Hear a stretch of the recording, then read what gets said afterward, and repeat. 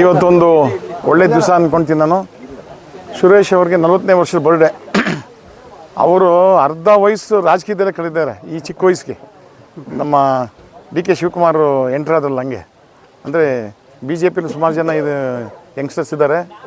ಇವರು ರಾಜ್ಯಾಧ್ಯಕ್ಷ ಅಂತೀರೇನು ನಮ್ಮ ಕ್ಷೇತ್ರ ಗ್ರಾಮಾಂತರ ಅಧ್ಯಕ್ಷರು. ಅವರು ನಾನು MLA ಆದಾಗಲಿಂದನೂ ಪಕ್ಷ ಪಾರ್ಟಿ ಏನು ನೋಡ್ತಾ ಇರಲಿಲ್ಲ. ನಾನಂದರೆ ಭಾಳ ಇಷ್ಟ. ಮನೆ ಕರ್ಕೊಂಡು ಹೋಗಿದ್ದಾರೆ, ಊಟ ಹಾಕಿದ್ದಾರೆ, ನನ್ನ ಬಂದು ಏನಾದರೂ ಕೆಲಸ ಕಾರ್ಯದ ಹತ್ರ ಕೇಳಿದ್ದಾರೆ, ಮಾಡಿದ್ದಾರೆ. ಆ ಥರ ಯಾವುದೂ ಭೇದ ಇಲ್ಲ. ನಿಷ್ಕಳಂಕವಾದ ಮನಸ್ಸು ಅವ್ರದ್ದು, ಸುರೇಶ್ ಅವ್ರದ್ದು ಭವಿಷ್ಯ ಇನ್ನೂ ಚೆನ್ನಾಗಿದೆ, ಭಾಳ ಉಜ್ವಲವಾಗಿದೆ ಅಂತ ನಾನು ಭಾವಿಸಿದ್ದೀನಿ.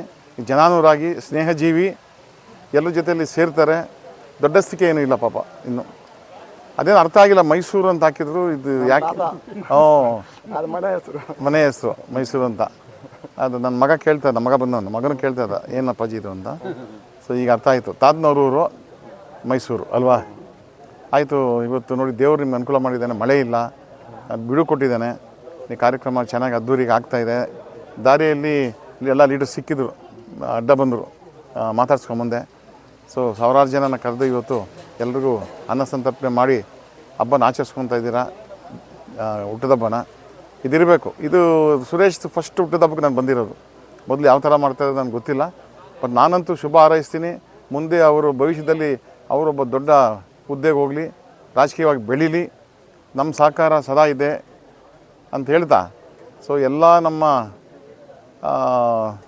ಇದೇನು ಕ್ಷೇತ್ರ ಮುಳುಬಾಗಿಲು ಕ್ಷೇತ್ರದ ಎಲ್ಲ ಮಹಾಜನತೆಗೆ ನಾನು ಅಭಿನಂದನೆಗಳು ಸಲ್ಲಿಸ್ತೀನಿ.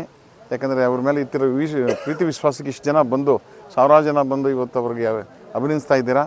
ಇದಕ್ಕೆ ಮುಂದುವರಿಲಿ, ಅವ್ರ ರಾಜಕೀಯದ ಭವಿಷ್ಯ ಉಜ್ವಲವಾಗಿರಲಿ, ನಮ್ಮ ಸಹಕಾರ ಸಹಾಯ ಇರುತ್ತೆ ಅಂತ ಮತ್ತೊಮ್ಮೆ ಹೇಳ್ತಾ ನನ್ನ ಮಾತು ಮುಗಿಸ್ತೀನಿ.